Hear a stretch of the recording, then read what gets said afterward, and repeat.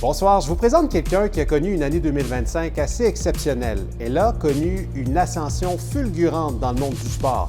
Vous ne la voyez pas dans l'action. Son terrain de jeu, ce sont les estrades, micro en main. Elle est animatrice pour des organisations comme le Canadien de Montréal, les Lions de Trois-Rivières, la Victoire de Montréal, les Alouettes de Montréal. Mon invité, Maude Lanteigne.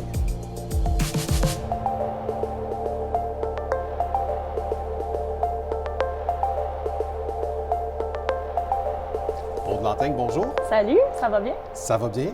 Juste pour que tous les gens puissent comprendre à quel point tu as été une femme occupée en 2025, j'ai essayé de recenser tous les endroits où je t'ai vu animer quelque chose en 2025. OK, parfait. Et tu pourras confirmer, Ouais, ou si je me trompe, tu me le dis. parfait. Et pour ceux qui écoutent, je vous le dis, c'est long. Je suis désolée. long. Animatrice au Lions de Trois-Rivières, Ouais, animatrice à la Victoire de Montréal, animatrice au Canadien de Montréal, Ouais. animatrice aux Alouettes de Montréal, Ouais. animatrice pour les Roses de Montréal, yes. animatrice au Grand Prix de Formule 1 de Montréal, Ouais, animatrice pour la finale des Jeux du Québec à Trois-Rivières, oui, animatrice de foule au Téléthon Le Noël du Cœur, oui, animatrice de foule au Festival Génération à Nicolet, yes. animatrice au Festival Sensation à Trois-Rivières, animatrice à Rouge FM, Oui, animatrice du tapis rouge à l'amphithéâtre Cogeco pour le Cirque du Soleil, oui, animatrice dans un marathon dans la région de Québec, oui, animatrice d'une compétition de cheerleading TR Cheer. oui. Est-ce que j'en oublie? Les Four Nations, 4 nations, Canada, États-Unis, je Oui. pense. Je sais pas si tu l'as nommé, je pense pas. Je pense que c'est Ça, tout. c'était à Trois-Rivières? Non, c'était à Montréal. C'était à Montréal? C'est les 4 nations, Oui, c'est vrai. Suède, etc. Puis c'était la finale Canada, Ah oui, on États-Unis. suivait ça de près parce que là, il commençait à avoir la rivalité Exact. Canada-États-Unis avec Ouais. les tarifs de Donald Trump. Exact, ouais. Donc, il y avait ça aussi. Ouais. Puis quelques événements avec le casino de Montréal, ouais. Je Alors, pense que ça fait le tour. c'est tout le temps qu'on avait. Merci, Maude Lanteigne. Non, mais Mais est-ce que ouais. tu réussis à dormir la nuit pour te reposer au moins? Mais ça a été le gros défi cette année, je pense, de trouver un équilibre. Puis je suis contente parce qu'avant de m'en venir, j'étais là, qu'est-ce que j'ai fait cette année? Là, j'essaye de me souvenir un peu de tous les événements, mais ça va tellement vite que des fois, il y en a que j'oublie ou que. Mais je suis contente d'avoir fait un petit. Oui, c'est un recap bon avec toi. Oui. récapitulatif, c'est clair. Mais et parfois, je regardais, il y a des exemples, les Lions de Trois-Rivières, Ouais.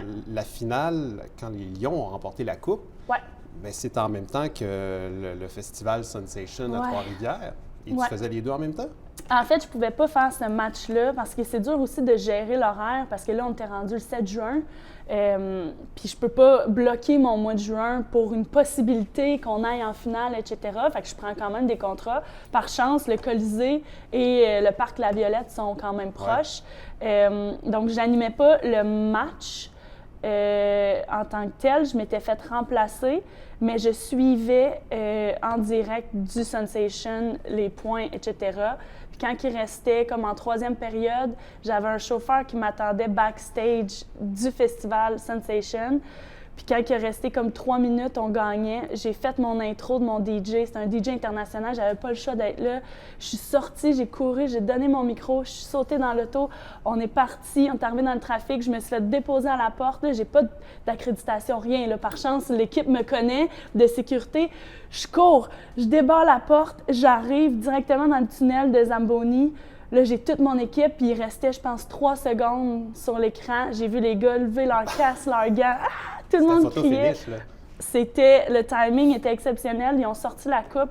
Quand ils se sont mis à soulever la coupe sur la glace, moi, j'étais attendue parce que je rembarquais sur la scène au Sensation. Donc, j'ai recouru, j'ai sauté dans l'auto, je me suis fait redéposer backstage, puis j'ai continué mon événement.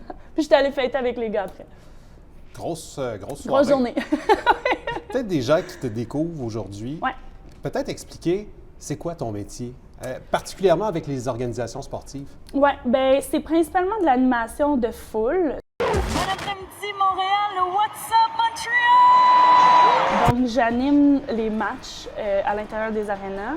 C'est sûr que mon travail va varier d'organisation en organisation. Par contre, par exemple, au Lyon, des fois que je vais être en direct à TVA Sport pour faire l'entrevue d'après-match avec la première étoile si on gagne. Avec la victoire, même chose, je fais toute l'animation de foule, de match, mais on a toujours des entrevues d'avant-match sur le banc des joueurs, entrevues d'après-match sur la glace. Fait que c'est un mix de animatrice de foule et journaliste sportive et animatrice là, en général, que ce soit avec le Cirque du Soleil, à la radio, etc. Tu parlais du fait que tu devais être là pour la victoire des Lions. Ouais.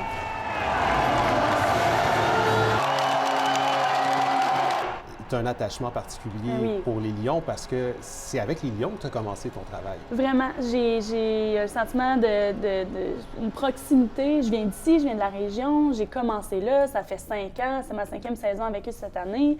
C'est eux qui m'ont donné ma chance, c'est eux qui sont venus me chercher. J'avais jamais fait d'animation de foule, encore moins dans le sport. J'avais déjà animé un petit peu, été dans des événements, etc. J'avais fait des pubs télé plus jeunes, mais vraiment, c'est là que ça a commencé. Fait que pour moi, c'est important de garder ça. Puis c'est important de rester et de revenir encore cette année, surtout après l'année qu'on a vue l'année passée. Parle-nous de la victoire de Montréal. On sent un engouement pour le hockey féminin, pour le sport féminin en général. Ouais. As-tu l'impression d'apporter ta contribution à ça en tant qu'animatrice de foule? J'ose croire que oui.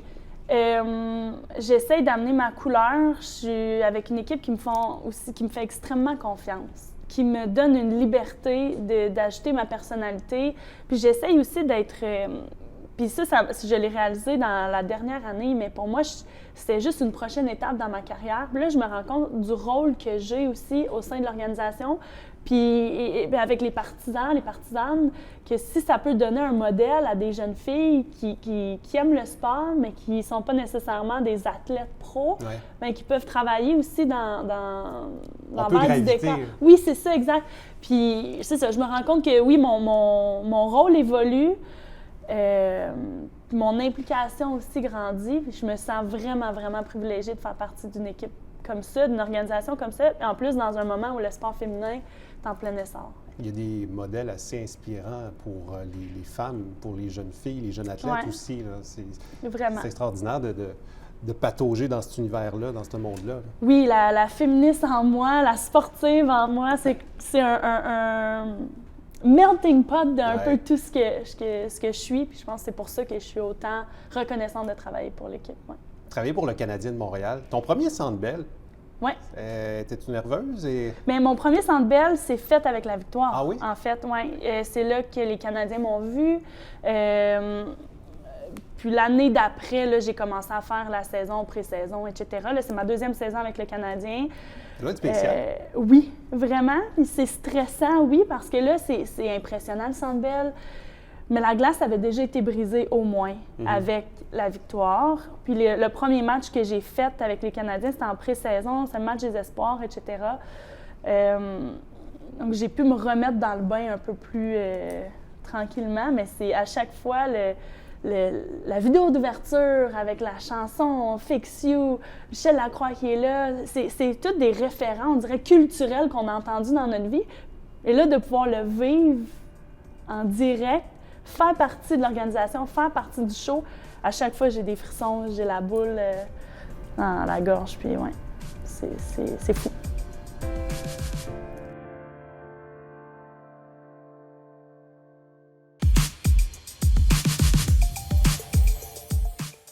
Là, c'est le volet « Le saviez-vous ». Maude Lantaigne, tu es la fille de Geneviève Dubois, la mairesse de Nicolet. Oui. Qu'est-ce que ça fait avoir une mère politicienne? Bien, de un, c'est un beau modèle. Ça me permet d'avoir aussi quelqu'un qui gravite dans l'aspect public. Ouais. Je me souviens, c'est un modèle qui me permet d'être courageuse aussi, qui me fait assumer mes idées, être en public. Puis je me souviens dans mes débuts, quand je me suis trompée, moi j'ai commencé au Lyon, on se rappelle, mes erreurs, mes apprentissages se sont faits en public. La première fois, il m'est arrivé des anecdotes où que ça n'a pas été parfait. Comme quoi, on va savoir. Je l'avais déjà compté, mais j'avais un Arthur Silovs qui est rendu dans la NHL maintenant, qui était gardien de but, arrivait de la Lettonie, si je ne me trompe pas. Ça fait 24 ans qu'il est là. Premier match. Puis là, il fait un jeu blanc. Là, j'étais à quelques secondes d'entrer en onde. Ils me disent pas c'est avec quel joueur. Donc, je sais pas si c'est en anglais, si c'est en français. Là, j'ai un blanc. C'est Phil Desrosiers qui est là, l'autre gardien. Il me regarde, il me voit en panique. Puis à cette année-là, c'était l'année 1. J'étais très proche des joueurs aussi. Il y avait beaucoup plus de Québécois. Phil m'aide, je suis comme, c'est quoi un jeu blanc en anglais? J'ai un blanc, je comprends pas. Il reste 9 secondes, 19 secondes, 9 secondes sur l'horloge. Je m'apprête à rentrer en onde. Je connais pas le joueur. Les gars commencent à sortir, ils sont comme, bonne chance, ils parlent pas beaucoup dans le vestiaire. Je suis comme... Mais tu te dis, jeu blanc, j'essaie d'y penser depuis tantôt. C'est puis... shut out. Shut out. Ouais, je vais m'en souvenir toute White ma vie. game. What a white game! Non, c'est ça. Bref, puis là, il m'est arrivé que finalement, je fais mon entrevue. Je pense que c'est en direct à TVA Sport. Il me répond l'écho de l'aréna avec les bancs qui lèvent, son accent. Je comprends rien ce qu'il me dit. Moi, je dois traduire à la caméra ce qui a été dit. Bref, c'est un peu catastrophique. Dans le temps de la COVID encore, je me souviens, je donne mon micro, je monte en haut sur la galerie de presse, je prends juste mon masque de COVID.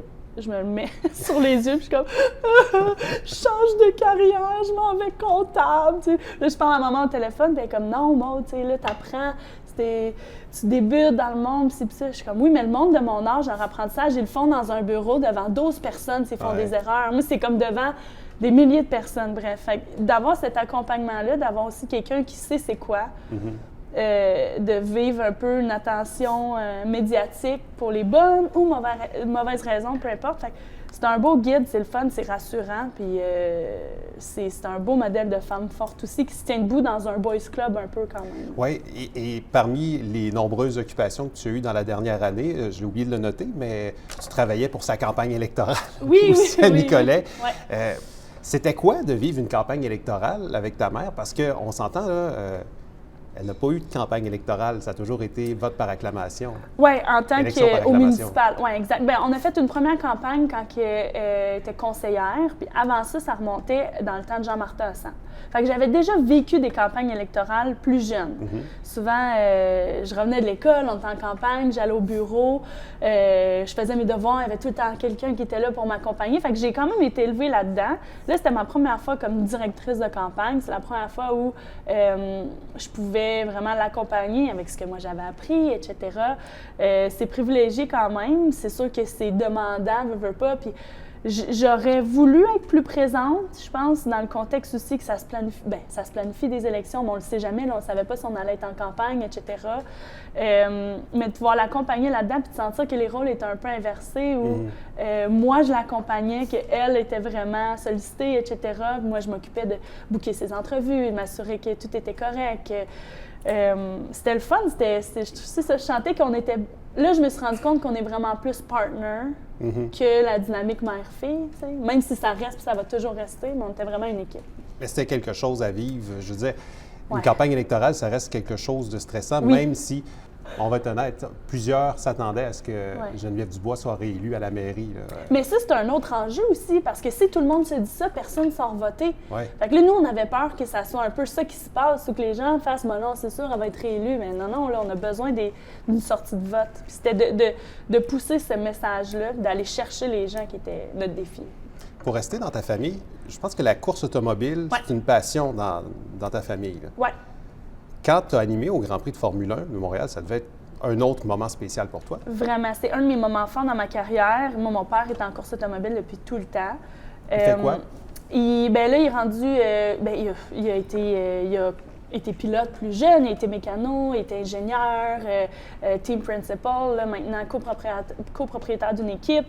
Il fait la gestion de pilote aussi, de talent, etc. Il fait de tout.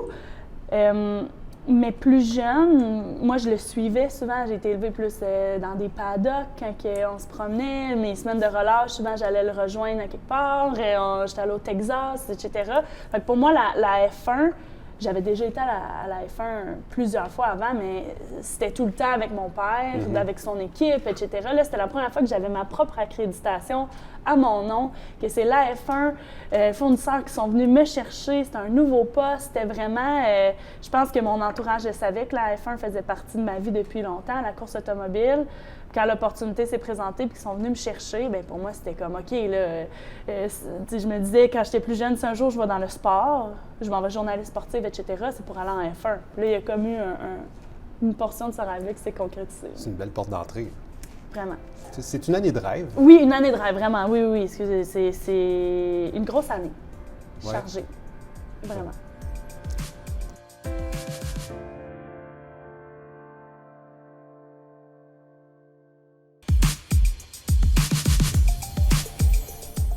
On l'a dit, Maude, ça a été 2025, une année de rêve. Qu'est-ce qu'on peut te souhaiter pour 2026?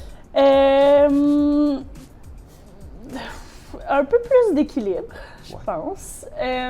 Mais ça vient aussi de moi d'apprendre à gérer cette demande-là, de me faire une structure. Mais je pense des projets qui sont de plus en plus alignés à ce que je veux faire, que ce soit... Apprendre à dire non? Apprendre à dire non, oui. Ouais. Je pense que c'est plus de trouver maintenant que là, l'année se répète un petit peu quand même, les contrats reviennent de l'année dernière. Là, c'est deuxième tour de roue, là. OK, tout le monde est un peu plus rodé. Là, ça va être, c'est ça, de trouver un équilibre, m'assurer que je reste grounded. Parce que quand les choses décollent, souvent, on veut dire non à rien. Toute opportunité qui arrive, on veut dire oui, on veut être là, on veut, parce qu'on se dit, ça va-tu se... Est-ce qu'on va avoir l'opportunité de refaire ça un jour? Exact, oui. Là, est-ce que tu as l'impression que tu es rendu à un point où que tu peux te dire, ben, ça, je l'ai fait, c'est bon, je peux me concentrer sur ce qui m'intéresse un peu plus maintenant? Je pense que oui. Il y a des opportunités maintenant que je commence un peu plus à refuser. Il y a beaucoup de choses que j'ai faites qui ne reviendront pas nécessairement aussi parce que l'événement revient juste après X nombre d'années. Je suis contente de l'avoir fait, je suis contente d'avoir donné un coup. Maintenant, c'est c'est ça. Dans quoi je veux m'en aller? Est-ce que je veux m'en aller un peu plus en télé? Est-ce que je veux rester dans le sport? Est-ce que je veux découvrir une autre branche aussi? Est-ce que je veux me concentrer dans le sport féminin? Tout ça est à définir. Je pense que le temps aussi des fêtes sert à ça. Une petite pause. Une petite pause, oui. D'essayer d'intégrer des journées de congé.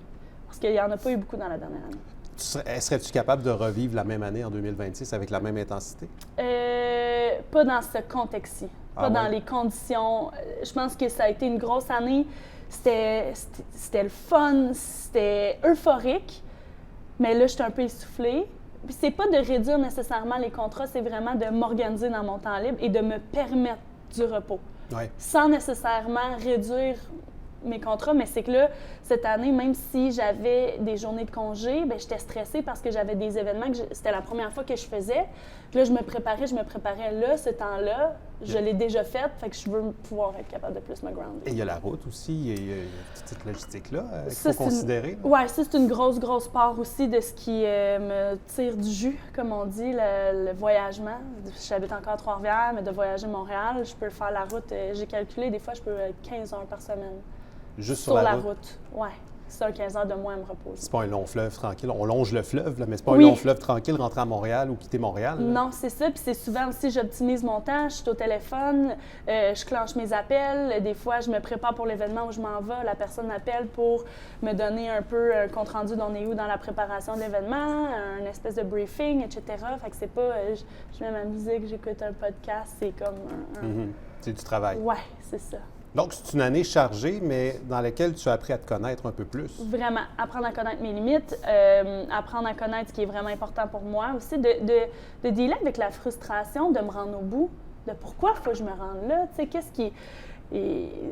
ça a été un apprentissage de gestion du stress, gestion des opportunités, gestion aussi de toute cette adrénaline-là, euphorie, dopamine, de savoir doser, Une belle année de reconnexion quand même, ironiquement, parce que j'ai été partout. Là, mais de reconnexion? Oui, d'apprendre à me connaître.